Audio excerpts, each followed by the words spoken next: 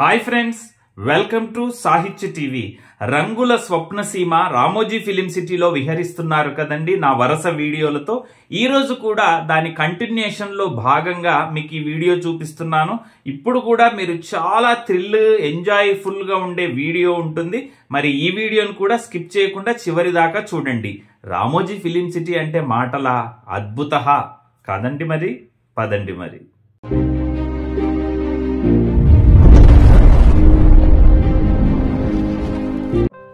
గతంలో ఈటీవీలో వచ్చినటువంటి శ్రీ భాగవతం సీరియల్ తాలూకు సెట్టింగ్ ఇది. బాపు రమణల అపూర్వ సృష్టి శ్రీ భాగవతం. ఒక అద్భుతమైనటువంటి మైథలాజికల్ సీరియల్ మనం ఈటీవీలో చూసామండి. దాని తాలూకు సెట్టు ఎంత అద్భుతంగా ఉంటుందంటే ఆ ఆర్ట్ డైరెక్టర్కు, ఆర్ట్ అసిస్టెంట్స్కు హ్యాట్స్ ఆఫ్ చెప్పొచ్చు అన్నమాట. అఫ్కోర్స్ బాపు గారి క్రియేటివిటీ కూడా ఇందులో ఉంటుంది. చూడండి ఎంత అద్భుతంగా ఉంటుందంటే అసలు నోరెళ్ళబెట్టి చూడాలి. 2 కళ్ళు సరిపోవంటే నమ్మండి, అంత అద్భుతంగా ఉంటుంది శ్రీ భాగవతం సెట్ అన్నమాట. రామోజీ ఫిలిం సిటీ టూర్కు వెళ్ళినప్పుడు ఖచ్చితంగా ఎవరైనా మిస్ కాకుండా చూసేది శ్రీ భాగవతం సెట్టు. ఈ శ్రీ భాగవతం సెట్ చూసి అలా బయటికి వచ్చి కాసేపు రిలాక్స్ అయ్యి వీలైతే మనం ఒక చక్కగా కాఫీ కానీ ఒక కూల్ డ్రింక్ కానీ తాగొచ్చండి. బయట భాగవతం కేఫ్ ఉంటుంది. ఆ కేఫ్ దగ్గర అంటే మన డబ్బులు పెట్టే కొనుక్కోవాలి. తాగిన తర్వాత అటు నుంచి కాస్త ముందుకు వెళ్ళినట్లయితే మనం రైల్వే స్టేషన్ చూడొచ్చు అన్నమాట. చాలా సినిమాలు షూటింగ్స్ జరుగుతుంటాయి కదా, చూడండి రాజదర్బారు ఎంత బాగా ఉందో. ఇదేనండి శ్రీ భాగవతం ధారావాహిక, బాపు రమణల అపూర్వ సృష్టి శ్రీ భాగవతం. ఈటీవీలో వచ్చింది. ఆ యొక్క సీరియల్ యొక్క అద్భుతమైన సెట్ ఇది అండి. భాగవతం సెట్ చూసి అలా ముందుకు రాగానే మనకి రైల్వే స్టేషన్ ఉంటుందండి. చాలా సినిమాల్లో ఈ రైల్వే స్టేషన్ని మనం చూసింటాము. నిజంగా ఒరిజినల్ రైల్వే స్టేషన్ ఎలా ఉంటుందో అలాగే ఉంటుందండి. అత్తారింటికి దారేదిలో క్లైమాక్స్ సీను, అలాగే సీతమ్మ వాకిట్లో సిరిమల్లె చెట్టు మహేష్ బాబు వెంకటేష్ సినిమా, ఆ తర్వాత లుంగి డ్యాన్స్ డుంగి డాన్స్ అని మనకు చెన్నై ఎక్స్ప్రెస్ సినిమాలో షారుఖ్ ఖాన్ యొక్క పాట, అలాగే భాగీ సినిమాలో చమ్ చమ్ చమ్ అనే పాట, ఇవన్నీ ఇక్కడే షూట్ చేశారండి. ఇంకా బోలెడన్ని సినిమాలు ఇక్కడ షూట్ చేశారు. చాలా బాగుంటుంది. రియల్గా మనం రైల్వే స్టేషన్ని, రైల్ని చూడవచ్చు అన్నమాట. గమనిస్తున్నారు కదా, చాలా చాలా బాగుంటుందండి.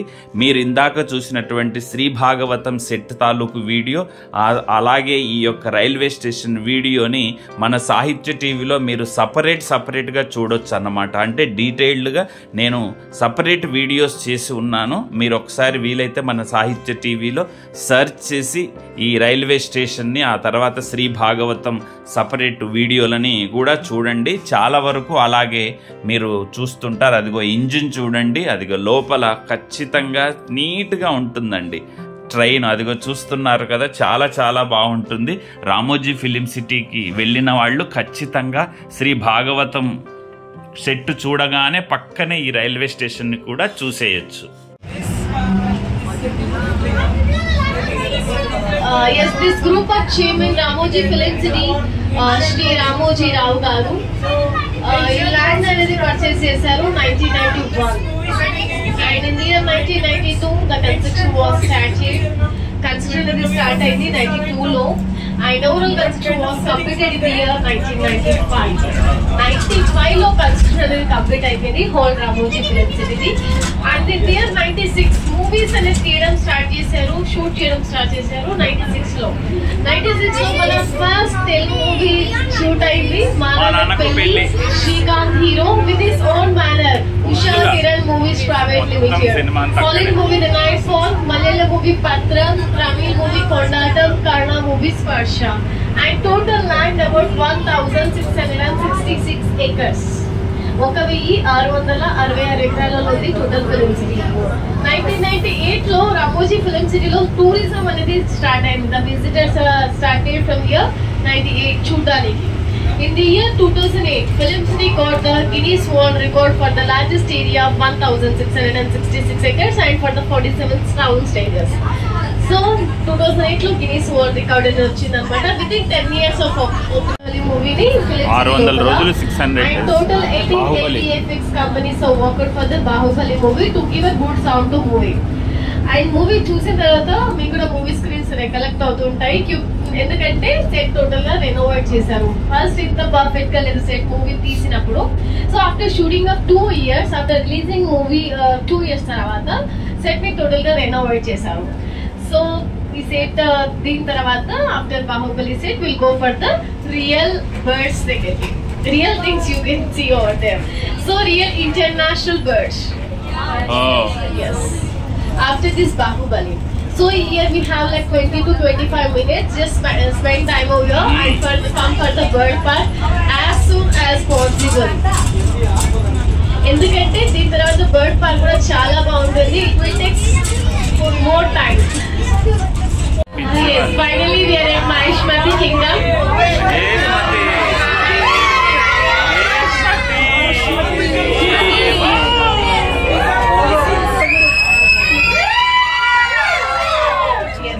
This is the entry and exit from the that side. Exit from the souvenir shop. Souvenir shop by the exit untundi. Please don't buy anything here because we have more shops at the lunch also. Okay, within half an hour we'll start from here. Okay.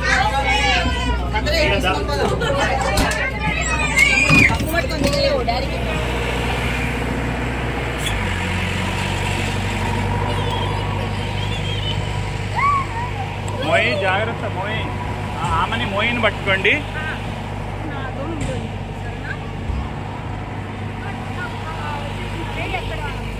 ఉండు అవన్నీ తీద్దాం. చూస్తున్నారు కదండి, Baahubali సెట్లోకి enter అయ్యాము. ఆ బస్సులో వచ్చాము.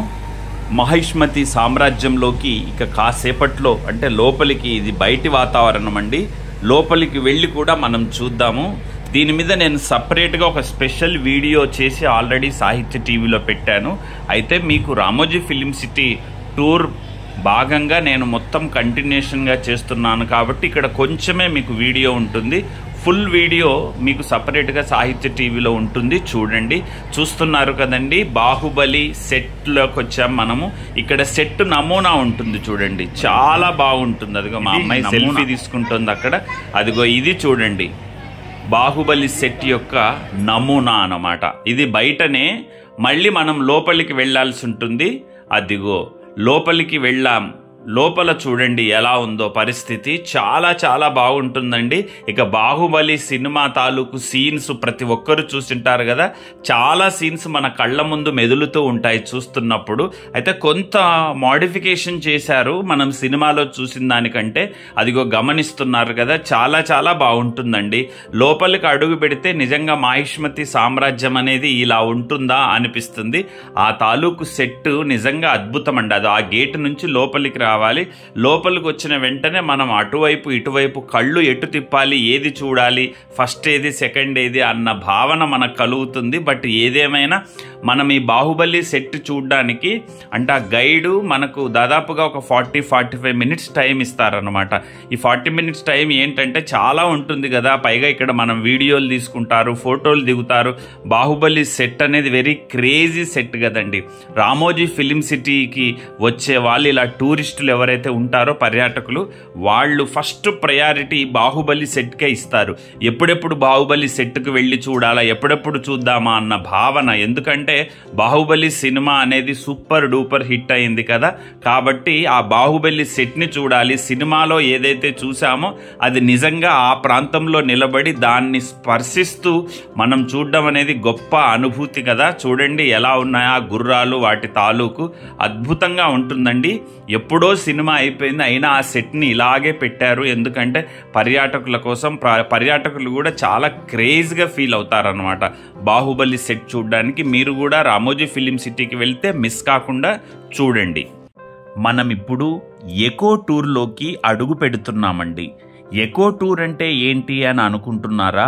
Echo టూర్లో భాగంగా మనము బటర్ఫ్లై పార్కుని, బటర్ఫ్లై గార్డెన్ని, వింగ్స్ని, ఎక్సోటిక్ బర్డ్ పార్కుని చూస్తామన్నమాట. ప్రస్తుతం మనము బటర్ఫ్లై పార్కులోకి ఎంటర్ అయ్యాము. చూస్తున్నారు కదండి, బటర్ఫ్లై పార్క్ ఇది.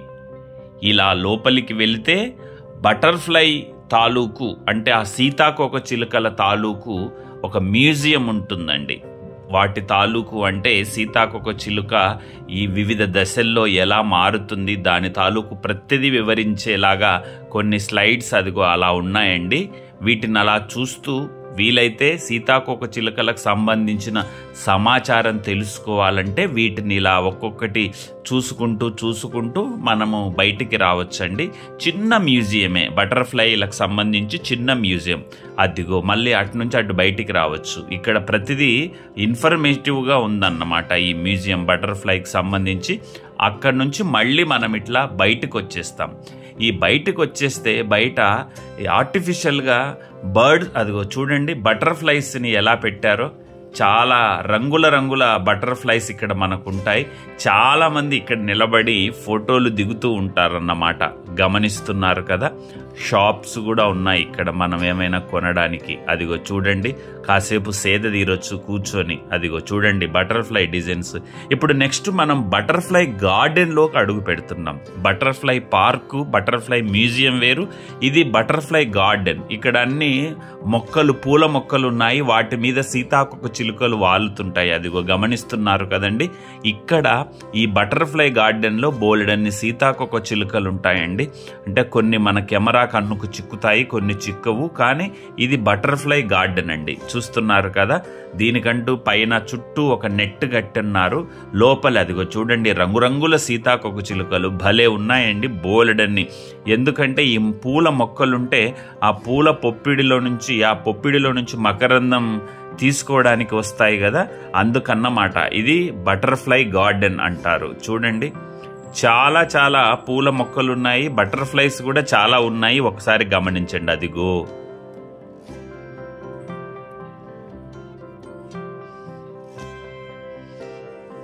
అదిగో చూడండి ఈ మూలకు చాలా ఉన్నాయండి. అదిగో అలా ఒకటి ఆడుకుంటున్నట్టుగా ఉంటాయి బటర్ఫ్లైలు. ఒక 3-4 కలిపి ఒకదాన్ని పట్టుకోవడానికి ఇంకొకటి వెళ్తున్నట్టుగా ఉంటాయి అన్నమాట. సో ఇది బటర్ఫ్లై గార్డెన్. అలా చూసుకుంటూ ఒక రౌండ్ వేయచ్చు లోపల గార్డెన్లో. అదిగో గమనిస్తున్నారు కదండి. అదిగో చాలా ఉన్నాయండి బటర్ఫ్లైస్. మామూలుగా చాలా చోట్ల మేము బటర్ఫ్లై గార్డెన్ అని అంటారు కానీ బటర్ఫ్లైసే కనపడలే చాలా చోట్ల. విజయవాడ దగ్గరకు ఒకసారి వెళ్ళాము.